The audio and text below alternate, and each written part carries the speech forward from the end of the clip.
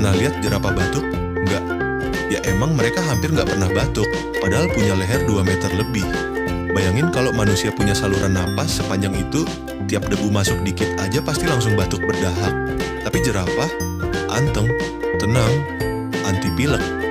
Para ilmuwan nemuin kalau sistem pernapasan jerapah tuh unik banget. Saluran napasnya tahan tekanan tinggi dan lendirnya lebih stabil dari hubungan kamu yang ghosting.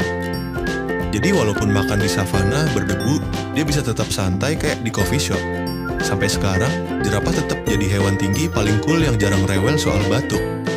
Makanya, kalau lu mulai ngerasa sesak, inget jerapah. Follow Fact Bomb buat fakta absurd lain yang gak kalah bikin geleng-geleng.